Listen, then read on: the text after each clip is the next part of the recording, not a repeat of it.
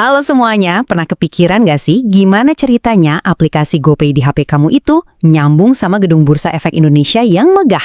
Nah, hari ini kita bakal sambungin semua titik di peta keuangan kamu, dari yang sehari-hari sampai buat masa depan. Yuk kita mulai! Mungkin kamu mikir, apa coba hubungannya dompet digital, pegadaian, sama pasar saham? Kayaknya beda dunia banget ya kan? Eits, jangan salah, semua itu ternyata bagian dari satu ekosistem raksasa yang sama. Dan di akhir penelusuran kita kali ini, kamu bakal lihat gambaran besarnya dengan jelas. Oke, kita mulai dari yang paling sering kita hadapi, butuh dana cepat. Dulu pilihan kita mungkin terbatas, tapi sekarang teknologi udah mengubah total cara kita dapetin dan pakai uang. Gini deh, cara tradisionalnya, kan kita ke pegadaian. Kita bawa barang jaminan, kayak emas gitu, terus dapat duit tunai. Nah sekarang, di era digital, muncul yang namanya fintech. Pinjaman online bisa cair cuma modal data doang. Keduanya punya tujuan yang sama, dana cepat, tapi caranya beda banget. Nah, dunia fintech ini sendiri luas banget, tapi biar gampang, kita bisa bagi jadi 4 area utama. Pertama, ada payment. Contohnya ya GoPay itu, buat bayar-bayar sehari-hari. Kedua, ada lending, atau yang akrab kita sebut pinjol. Ketiga, ada crowdfunding, kayak tempat kita bisa patungan buat danain sebuah proyek. Dan terakhir, market aggregator, yang bantu kita bandingin produk-produk keuangan. Masing-masing punya peran sendiri di dunia digital kita. Di tengah lautan pilihan ini, ada satu hal yang wajib diingat. Penting banget, selalu pastiin layanan fintech yang kamu pakai itu terdaftar dan diawasi OJK. Anggap aja logo OJK itu semacam stempel jaminan keamanan buat ngelindungin duit kamu. Oke, urusan uang jangka pendek beres. Sekarang kita naik level. Pertanyaan berikutnya, gimana caranya biar uang kita nggak cuma habis, tapi juga bisa tumbuh buat masa depan? Nah, jawabannya ada di tempat yang namanya pasar modal. Biar gampang ngebayangin ya, gini aja. Kalau pasar tradisional itu tempat kita beli sayur dan lauk pauk, nah pasar modal itu pasar raksasa tempat kita beli jual kepemilikan perusahaan yang namanya saham atau ngasih pinjaman ke perusahaan yang namanya obligasi. Tujuannya bukan buat belanja hari ini, tapi buat ngebangun kekayaan di masa depan. Nah, ini penting biar nggak ketukar. Ada 2 pasar utama. Di satu sisi ada pasar uang.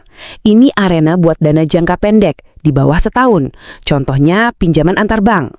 Di sisi lain ada pasar modal. Ini ibarat lintasan maraton buat investasi jangka panjang. Beda waktunya, beda instrumennya, beda juga tujuannya. Terus, kenapa kita harus peduli sama pasar modal? Gini, buat perusahaan, ini adalah cara mereka dapat modal buat ekspansi. Buat kita sebagai investor, ini adalah cara biar dapat imbal hasil. Dan buat negara kita, ini jadi salah satu cerminan kesehatan ekonomi. Jadi, ya, ini penting buat semua pihak. Oke, sekarang kita coba masuk ke dalam pasarnya ya. Kita lihat-lihat jualannya apa aja sih? Apa aja pilihan yang ada buat kita ngembangin uang? Yuk, kita bedah satu-satu. 2 produk yang paling terkenal itu saham dan obligasi. Bedanya fundamental banget nih. Kalau kamu beli saham, artinya kamu jadi salah satu pemilik perusahaan itu, sekecil apapun. Kalau beli obligasi, artinya kamu lagi minjemin duit ke perusahaan atau ke pemerintah. Konsepnya, kepemilikan lawan pinjaman. Ini yang nentuin potensi untung dan risikonya. Terus, gimana cara dapat untung dari saham? Ada 2 jalan utama. Pertama, lewat dividen. Ini adalah bagi hasil keuntungan perusahaan, biasanya dibagikan setahun sekali. Kedua, dari yang namanya capital gain, yaitu selisih untung pas kamu jual saham dengan harga lebih tinggi dari harga beli. Tapi ingat, ada juga resiko capital loss kalau harganya malah turun. Buat kamu yang mungkin mikir, aduh ribet banget kayaknya, tenang. Mungkin reksadana bisa jadi jawabannya. Anggap aja ini sistem patungan massal.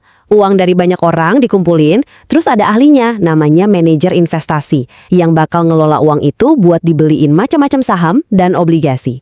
Ini bisa dibilang gerbang masuk yang pas banget buat pemula. Cara kerjanya itu simple tapi cerdas. Pertama, dana dari investor-investor kayak kita dikumpulin jadi satu pot besar. Terus, manajer investasi yang profesional ngambil alih. Dia yang putusin mau beli saham apa, obligasi apa. Kuncinya itu diversifikasi. Uangnya disebar ke banyak tempat biar resiko lebih kecil. Jadi, kita nggak perlu pusing mikirin analisis pasar sendirian. Nah, ini dia. Mungkin ini pertanyaan paling krusial dari semua yang kita bahas. Dengan duit sebanyak itu berputar di mana-mana, dari pinjol sampai saham, gimana kita bisa yakin kalau semuanya aman, adil, dan gak ada yang mencurang? Jawabannya adalah OJK. Otoritas Jasa Keuangan. Anggap aja mereka ini wasit sekaligus penjaga gawang di seluruh arena keuangan Indonesia. Sebagai lembaga negara yang independen, tugas mereka adalah mastiin semua pemain, bank, fintech, perusahaan sekuritas main sesuai aturan. Tugas mereka yang super kompleks itu bisa kita sederhanain jadi 3 kata kerja sakti. Pertama, mengatur. Mereka yang bikin aturannya. Kedua, mengawasi. Mereka yang patroli mastiin aturannya dipatuhi. Dan yang paling penting buat kita, melindungi. Ya, melindungi konsumen dan masyarakat kayak kita semua ini. Dan area pengawasan OJK ini luas banget, mencakup 3 pilar utama ekonomi kita. Pertama, semua yang namanya perbankan. Kedua, pasar modal yang barusan kita bahas. Dan ketiga, industri keuangan non-bank.